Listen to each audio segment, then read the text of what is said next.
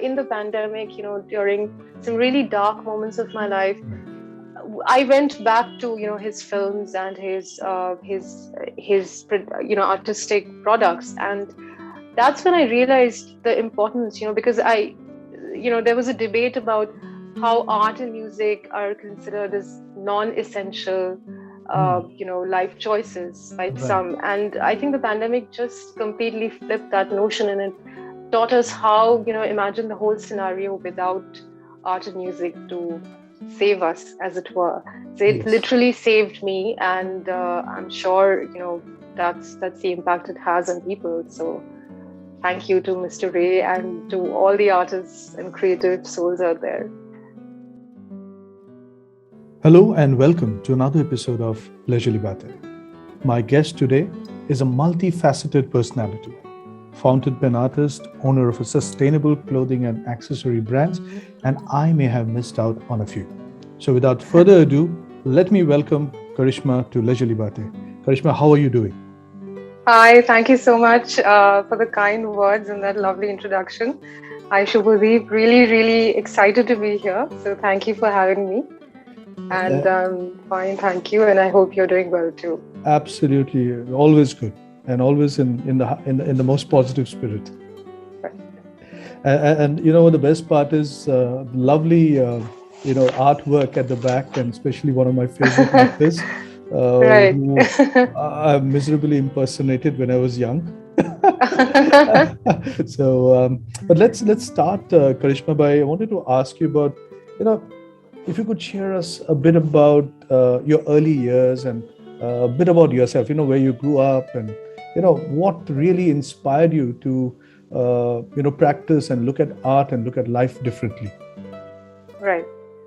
So a little bit about myself. I'm a self-employed professional. I've been a creative consultant for many years. I founded a sustainable clothing line called KSR, which is in my name, Karishma Siddique Roy. Mm-hmm. The idea was to promote sustainability and eco-friendly fashion way back when it wasn't the buzzword that it is today.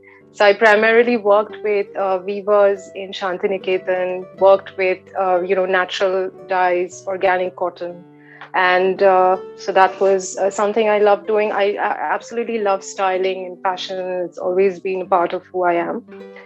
So sustainability is something that I've been practicing for a very long time, and that finds expression in most of my creative choices, including my love for fountain pens, which is a wonderful, I call it the best friend forever. If you have one fountain pen, if you take care of it, it can last you a lifetime instead of, thousands of ballpoint pens that need to be discarded and are made of plastic. Apart from this, I have been a radio jockey for All India Radio Kolkata. And because I love, talking, as you will find out. And I love music. So music is another thing that has been a really big influence in my life. And unfortunately, I'm not really a musician, but, I love to talk about music. I'm inspired by music. I'm married to, a wonderful musician. So I've been lucky enough to style and manage a couple of music bands, also manage their, social media handles and so on. Apart from this, I am also a portrait artist, and this is something that has been more of a hobby for me all my life. I started sketching when I was 2 years old, and I'm fascinated by faces and people and their personalities and their little quirks, and that's what I love to capture on paper or any medium. And of late, I have started in the last 1 year, I've started pursuing it really seriously. So a little bit about my early years. I grew up in Bombay. I was born in Kolkata. I'm a Kolkata girl out and out, a Calcutta girl, as it were. But I grew up in Bombay, and then we moved back to Calcutta. So I like to think of myself as being, as having these varied influences on me as a person, growing up, different cultures, different places. So that really helped me evolve. And every place, every, environment leaves a stamp on you. So growing up in Bombay, that really developed my love and passion, I would say, for the art form of Rangoli. So I'm really crazy about making Rangoli, and this is something that I learned when I was growing up in Bombay. Right. And I have a master's in English from Jadavpur University because English and languages have always been a special fascinating point for me. Right. And apart from that, I have a design. I'm a design graduate from NIFT Kolkata. So yeah. What are you not? I mean, there's isn't much you have left for others. No, I think I'm the jack of all trades and the master of none. So that's, I think, how I would put it. I don't think so, because, I mean, I started, when I discovered you through, the Sulekha page. Right. And, I have a very emotional bonding to it. And my elder brother, who manages it, Kaushik Maitra, Yeah. I've always been inspired by him, when I was, from my childhood days. And, I've always been one person in the family who porashona korto na. And he was one guy who was always said, my parents said, "Pur moto ho." So, and he really is a very good, very, very nice guy. Yes. So, and when I saw discovered your fountain pen art, it was so Right. lively, যে সত্যজিৎ রায়ের ছবির character গুলোকে, Yes. I just couldn't believe that that's a piece of art, and Thank you so much. so well done, I mean. Thank you. And if that's a hobby, I must tell you, an exhibition is pending. Fingers crossed. Yes.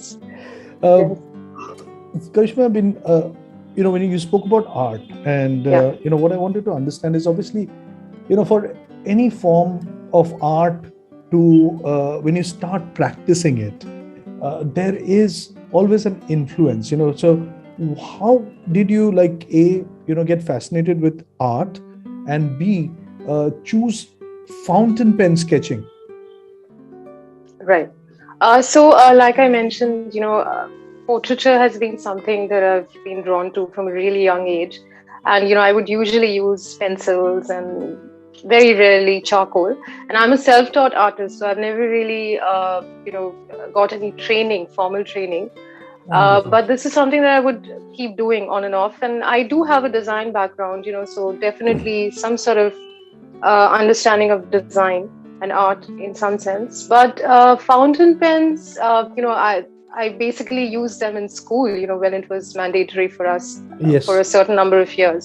Right. And that was that. And the pandemic actually had a big role to play in, this current journey of my life, because, while we were stuck at home, we sort of underwent a really personal loss, and my husband and I, our family, we went into depression because we lost my father-in-law, who was a huge influence in my life. I mean, words are not enough to express what he meant to me and to us. And that left a huge void in my life.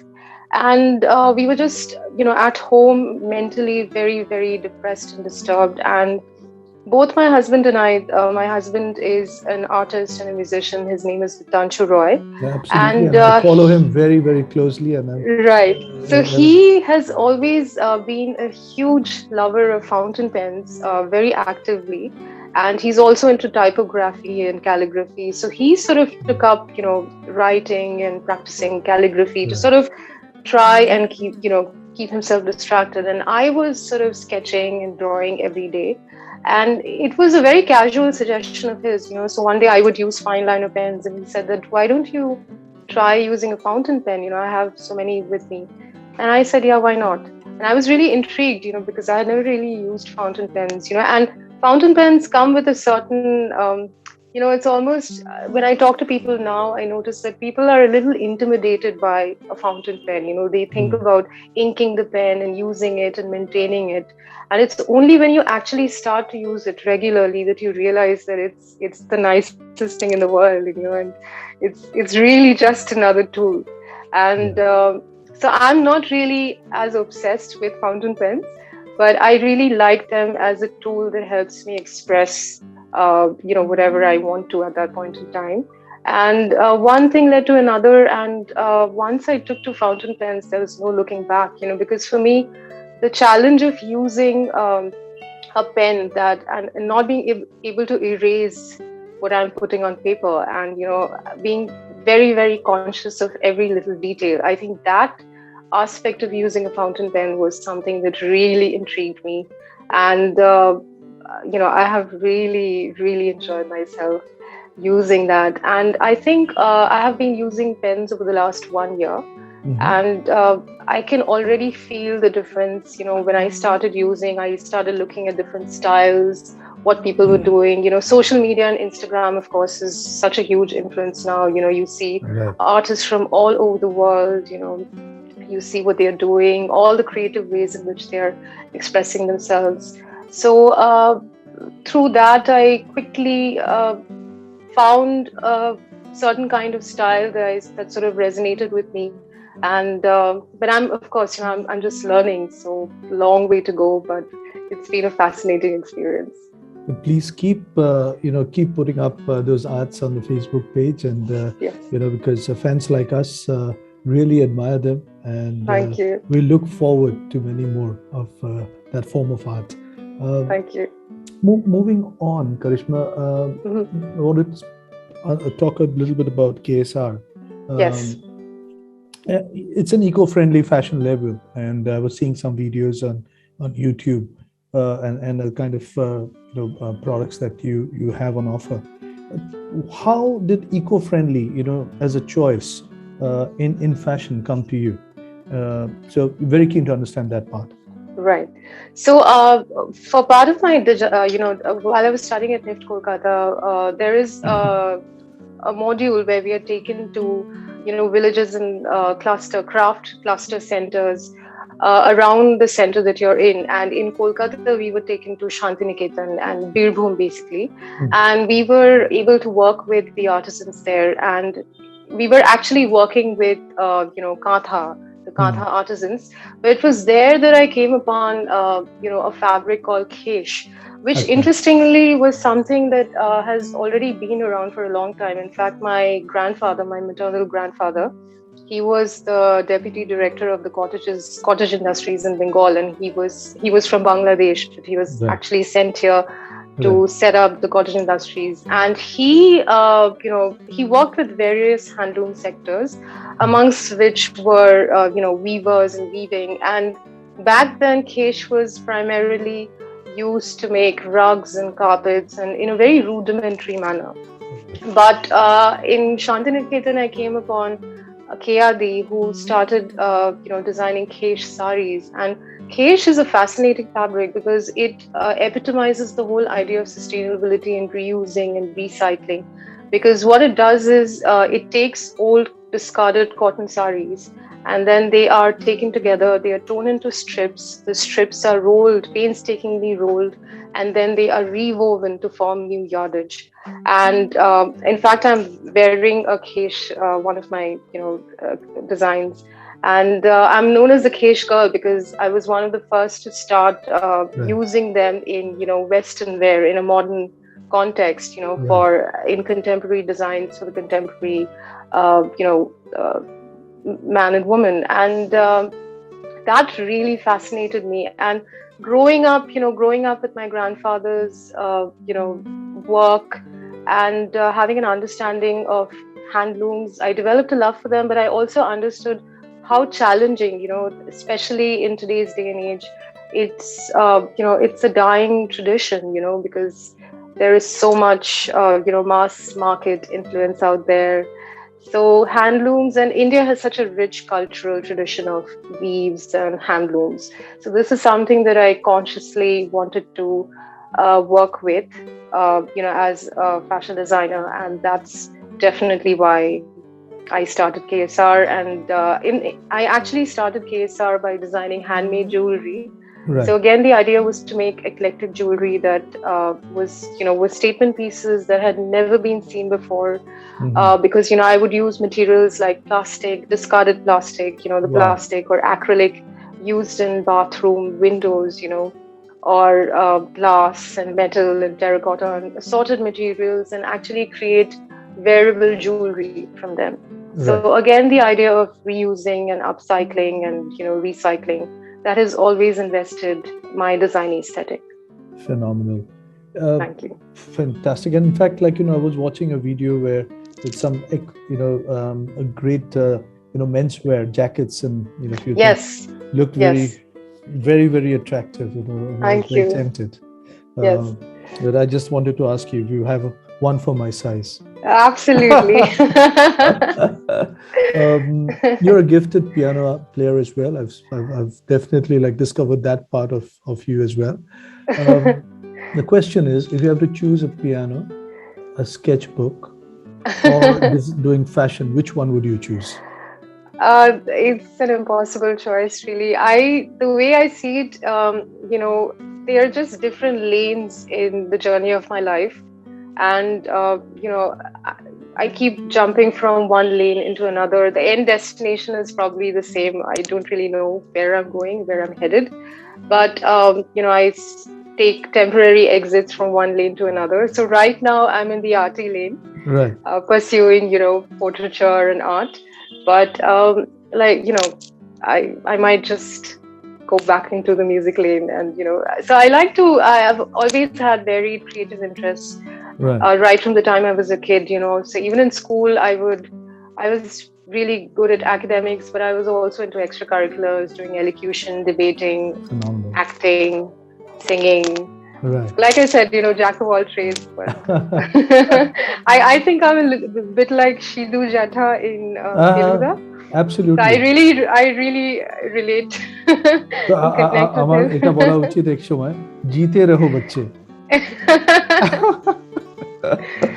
No, phenomenal. Now, in all your forms of creative outputs or journey, yeah, how do you choose your subject? And what inspires you to choose them? When I started sketching, the easiest inspiration is just always around you, so people around you, your family, your friends, they usually are the first subjects. And ironically, sometimes it's also a little difficult to sketch the people you're closest to. Like it took me a really long time to sketch my parents. Sometimes I don't really know why that happens. Perhaps there's a psychological reason for it. But sometimes it's also difficult to, portray the people closest to you. Right. But I did sketch my mother last year, and, it's one of my most precious, memories and experiences. And after that, I think, just generally the world around me. And right now, inspiration comes in so many forms. We are constantly bombarded by so much visual data on, social media, on Instagram. And I'm a very, avid Instagrammer. So inspiration is now a very tricky word, because you're constantly getting bombarded with visual data. So I think it's also important to filter exactly what you need to, what inspires you, and what just, is a lot of information. Apart from this, music has always, been a tremendous influence. So musicians, I'm really intrigued by them. The art of the process of creating a piece of music. And I've been really lucky to be surrounded by musicians and music. So they have been a very, very important inspiration for me. So I keep doing. I have a series called Pen on Jazz, where I depict the classic jazz era of the 20s and the 30s, because there is an elegance to that era and, to the musicians of that era that I think is just impossible to achieve now. And that really fascinates me. So, and of course, Shotojit Rai has been, I honestly, I mean, how could we have someone like him, and it's so unreal. He's unreal, that's the word. Every day I come across something that he's written or, produced or illustrated or directed. And, it's just even a dialogue, even a simple dialogue that he has written for a film, and it keeps inspiring. I think, if I had to choose one person who would be an endless source of inspiration, it would have to be him. So, when I started the Feluda series, I had no idea. And it's such a, when I'm depicting the characters of Ray, it's also fun for me, not just in terms of depicting, and actually making the sketches, but it also enables me to rewatch those films again, reread some of the stories, and just get so much pleasure for myself, So much of nostalgia. so much of nostalgia. And in the pandemic, during some really dark moments of my life, I went back to his films and his artistic products, and that's when I realized the importance, because there was a debate about how art and music are considered as non-essential life choices by some, and I think the pandemic just completely flipped that notion, and it taught us how imagine the whole scenario without art and music to save us, as it were. So it literally saved me, and I'm sure that's the impact it has on people. So thank you to Mr. Ray and to all the artists and creative souls out there. Your favorite Satyajit Ray movie? I cannot. I simply cannot. There are too many to name. Okay. I mean, mine is always going to be Gupi Gain Baka Bhain. I'm certainly partial to Feluda, so right. Let's keep it at Feluda. Is there anything that makes you angry? So many things. Definitely, facing death for the first time. It was the very first time that I experienced the death of a really close loved one, and that really, it completely changes your perspective on life. I was a different person, and now I'm a completely different person. And the fragility of life, the temporality of life, these are abstract notions before, but now they are, very, very, very, very tangible subjects. Apart from this, I think, how people are approaching global warming, the whole indifference to whatever is happening to the world right now. The pandemic is an example of, and there is more to come. So I think the general indifference to the environment around us, climate disasters, so that is a little more than anger. I just feel, why don't people, how can people be so apathetic? So that is something that really, really angers me. And the fact that, this is the environment that we are leaving behind for our children and, the future generations. So that is something that is definitely something that we should be looking at. So right. I mean, you've been through, obviously, like most people, there are always ups and downs in life. Yes.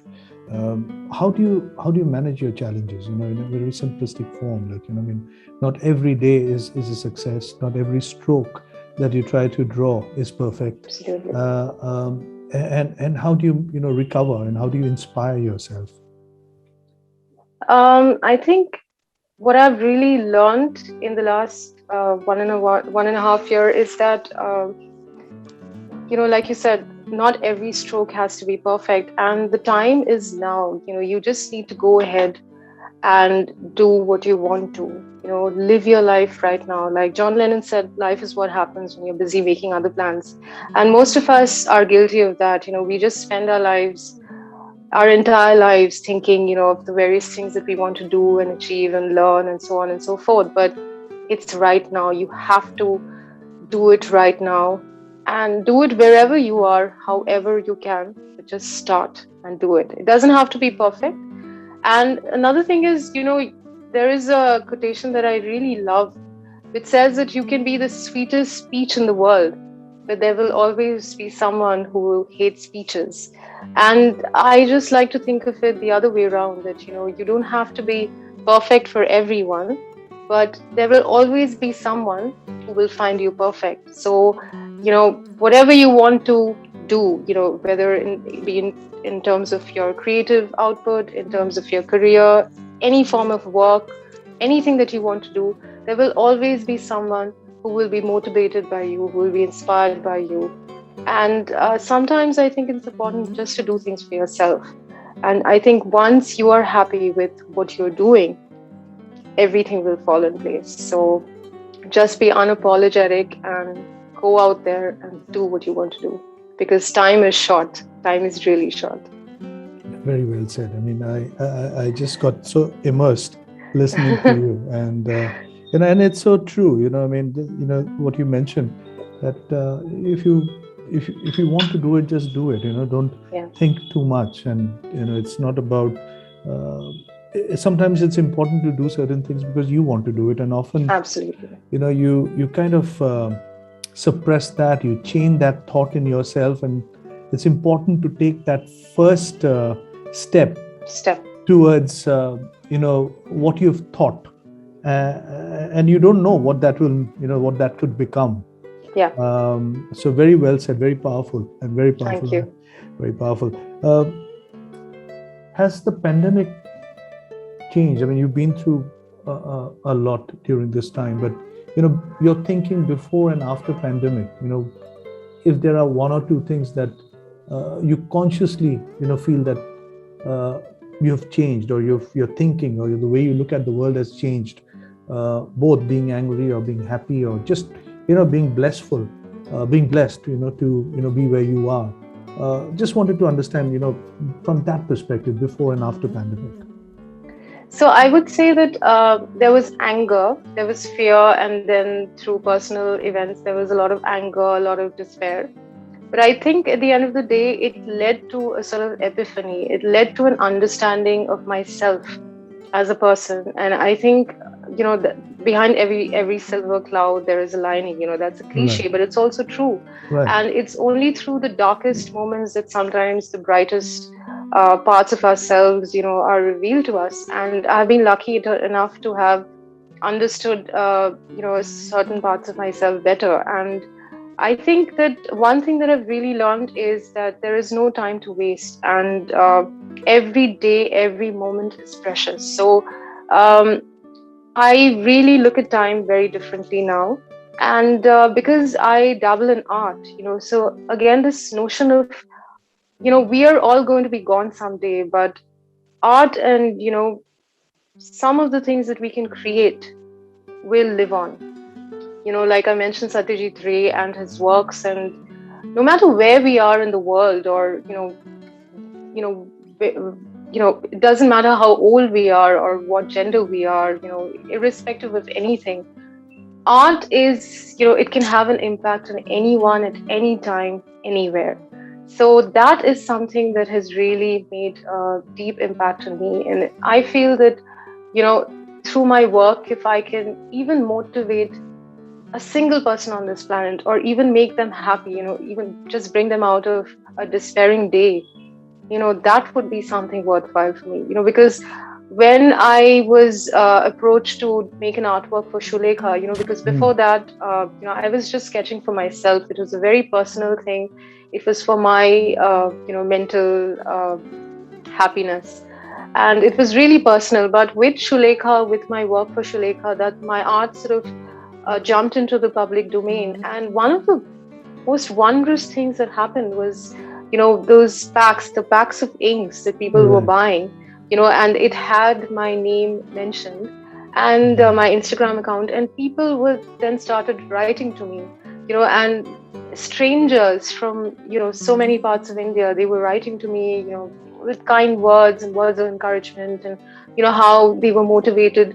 So sometimes through my fountain pen sketches, young kids write to me stating that they never used fountain pens before, but now they're really, really excited to try and use it. And that is something that feels amazing, that, I have been able to, I have a small part in, maybe, exciting someone or inspiring someone to take up something. So that feels amazing. So I think these, every day counts. And even though we are probably in one of the worst, eras and worst ages for our generation, it is also up to us to make the best out of it.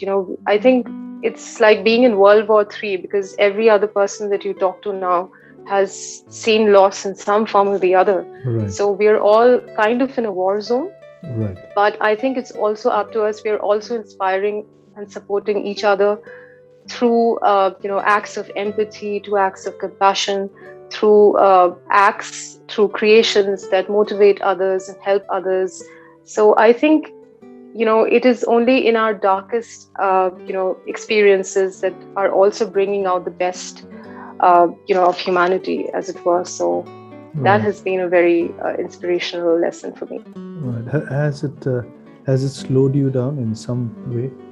Definitely. So I've always been a proponent of slow living, and one of the reasons we love living in Kolkata, because we completely subscribe to slow living, taking the time out for ourselves, not just being, in a mad rush to get on with life, Right. but savoring each and every moment, Exactly. savoring relationships. And I think I would like to mention that for me as a person, I think the most important lesson that I've learned is that everything that we have around us, objects that we surround ourselves with, they all lose their meaning when the people we love are gone. And this is a lesson that has come the hardest way possible. I share this lesson with so many other people around the world now. So I think cherish the people you love, cherish them, cherish your friendships, cherish your relationships, and everything else will fall into place, because once that is in place, you are at peace with yourself as a person, and that imbues itself in everything that you do, so I really feel that. So I can Phenomenal. only share that with. Phenomenal. Karishma, thank you so much for being part of the show. I just lost track of time. It's so wonderful chatting to you, talking to No, you, no, and I'm I so wish this glad. could go on. And I'm sure, I mean, when you were saying, why you moved back to Kolkata, I mean, I moved back to Kolkata because of the same reason. It allows you to be slow and Absolutely. and at your own pace without being bothered or without someone Yes. being pushing. You're not crossing the over bridges trying to catch that fast Yes. on Andheri station. And that's something which this city, I mean, a lot of people may say a lot of things, but the kind of vibe or kind of a hidden energy, if I may use that word, is something which I'm really enjoying, and and at some point it would be lovely to meet you over a cup of coffee Absolutely. and carry on this Absolutely. agda. Absolutely. Thank you so Thank much. you so much for having me. It was an absolute pleasure, and I loved all your questions. They're really thoughtful. They really made me think, and thank you so much for having me here. And I'm really, really grateful.